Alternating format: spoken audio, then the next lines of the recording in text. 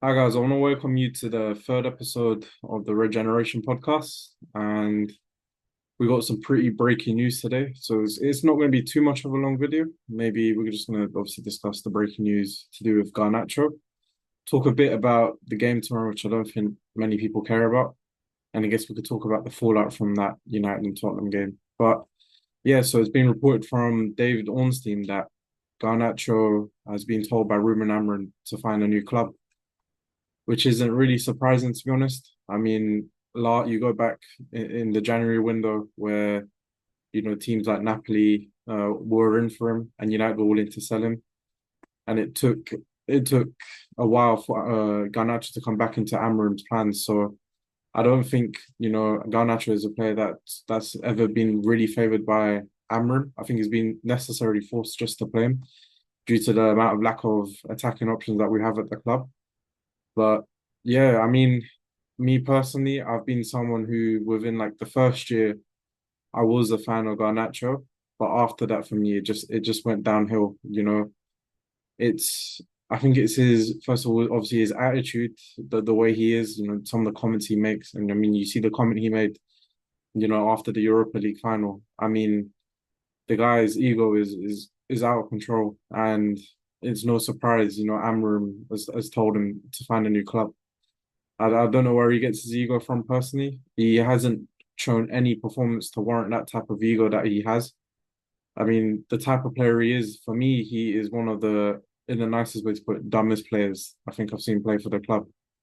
He has all the skill, he has pace, he has decent dribbling. I mean, he's technically not the greatest, but I think it's just his lack of intelligence, especially in the final third. We've seen it this season where he just makes the wrong option constantly and constantly. I mean, the amount of times we've seen Dorgu overlap on the left hand side, making a run for Garnacho, and Garnacho all he has to do is pass it, but instead he decides to just cut in and shoot, and he can't keep doing that. And I'm really actually glad that this is the end of Garnacho, to be honest. People are gonna say he's very young, and which he is, but there's you can still always see you can still see some sort of development and some sort of future with a player, and I don't see that with Garnacho. He hasn't developed at all, and if anything, he's actually regressed uh, compared to, you could say, even his breakout season when he first burst onto the scene. So for me, I'm glad. The only thing is that we are probably going to get less money for him now. Now that it's been reported that Amram has officially told him to go find a new club, which is fine anyway. I mean, 40, 50 million, I'd still be happy with anyway. At the end of the day, that's someone at the club I don't want. You can always tell with Garnacho, that I don't think his heart was always truly at United. And let's say let's say even down the line, he would have definitely left us. I don't think he was a player that was going to be at his club for many years. He doesn't seem like the player. So for me, it's welcome news. So I'm actually, this is gonna sound bad, I'm actually glad he is leaving for me, because it frees up that left space to actually put someone in there like Cunha, and then we've got Ahmed on the right, and then we can get a whole heap of different attacking options, regardless of the fallout from the Europa League game where we're left with no European football. But yeah, I mean, I know there'll be some people that are a bit upset about this, but me personally, I don't think there's anything to be upset about. There's no need, because Garnacho hasn't done anything in the league. You look at his performances, we can find that anywhere else. We can find there are thousands of wingers better than Garnacho. So I don't think anyone needs to be too concerned. I mean, the whole argument is going to be that he'll probably go to Napoli and do what McTominay's done. But at the end of the day, these players can't do it in the Premier League. And if they can't do it in the Premier League, it doesn't matter what they go do. Garnacho could go win a domestic treble in Italian football, but it means nothing to us because he hasn't been able to do it in the Premier League. Same with players like Anthony. You look at him at Betis, people are going to blame United, but I mean, he had a very long time to show what he's about, and he didn't show it. He was given chances, and he didn't show it. But that's not to say, how the club been these last few years. We have ruined a lot of players. So yeah, overall, as I said, I'm quite glad, to be honest, that he's leaving and it's the end of him. Moving on to the United and Aston Villa game tomorrow. I mean, does anyone really care? I mean, I don't really care. I'm still gonna watch the game, but I mean, I'm not gonna care too much. You know, we're literally playing for nothing. I mean, I don't even know what type of lineup Amarim's gonna do. I assume he might actually go strong just to give the fans something at least and try off the place to go and fight out there. But yeah, I mean, don't be surprised if plays like Garnacho, not even being in the on the bench. So I mean, it's a nothing game, and it's a shame. But yeah, it's a nothing game. I wouldn't be too surprised if you see a couple boos throughout the crowd. Um, I mean, booing's not nice, but you know the performance that they gave in Bilbao and just this whole season has been pathetic from both the players and the manager himself as well. So don't be surprised with the boos around Old Trafford. You know the atmosphere is going to probably be very flat as well, and it's understandable to be honest.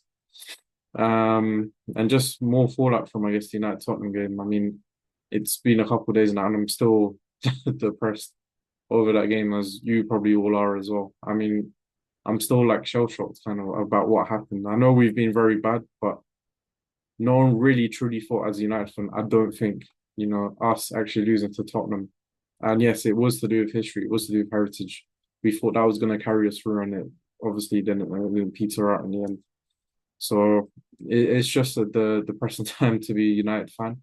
I think we're gonna definitely have to, you know, assess our options during the summer and see what type of, you know, I guess cheap options we're gonna have to look at because our budget is gonna be depleted, you know, now that we're literally playing no European football at all. It also means, you know, players like Gyökeres, you know, we're not going to be looking at them. We're going to be looking at the same players that a team like Newcastle, Bournemouth, or even Brighton might be looking at, you know. And it's a sad truth, but these are the players we're going to be looking at. You know, I mean, you look at Liam Delap. I mean, is he even going to come now between us and Chelsea? I mean, I wouldn't be surprised if he chooses Chelsea over us as well. So, yeah, it's tough. And I think, you know, had we had the Champions League football, you know, it just would have made a whole difference, you know. So with a deplete budget, I don't know necessarily what we're gonna do. I mean, we're just gonna have to do like we're gonna stick with the same, I guess, signings, you know, like Dorgu, players that aren't very known but have a lot of raw potential. So in terms of next season, and I guess the outlook for next season, I'm hoping for a top eight finish.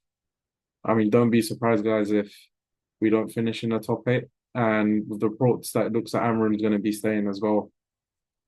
I mean, personally, for me, Amorim has had the worst season as a United manager, you know, in the modern era. Not only that, we've got no European football at all, and the amount of losses and just the performances itself. I personally don't think Amorim's done enough to warrant another season, despite it not being his players.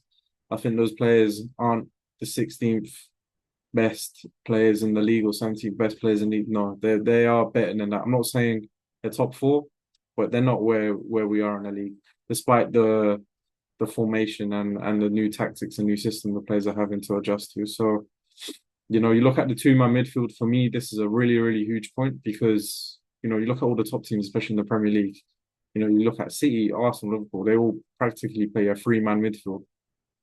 And playing Bruno and Casemiro, although the Casemiro especially has been good in some of the games, but you see what happens when we come up against a Premier League team. Physically, the two-man midfield of Bruno and Casemiro is just not enough, you know. And I don't know why Amram persisted with starting Mount and Luke Shaw, which for me, again, it makes no sense to me at all. You know, I don't even like Garnacho, so I want him sold, but he should have started the game as well. And for me, the biggest one out of all of them is definitely Kobe Manu. Kobe Manu only getting 2 minutes of a Europa League final is it's a travesty. There's no way that should be happening. It's not fair on him, and that's a failure from Amram himself. There's certain players that transcend a system or trying to fit them, and you just play them. You know, the amount of talent this kid has. You saw it in the first season, literally went in his breakout season as well.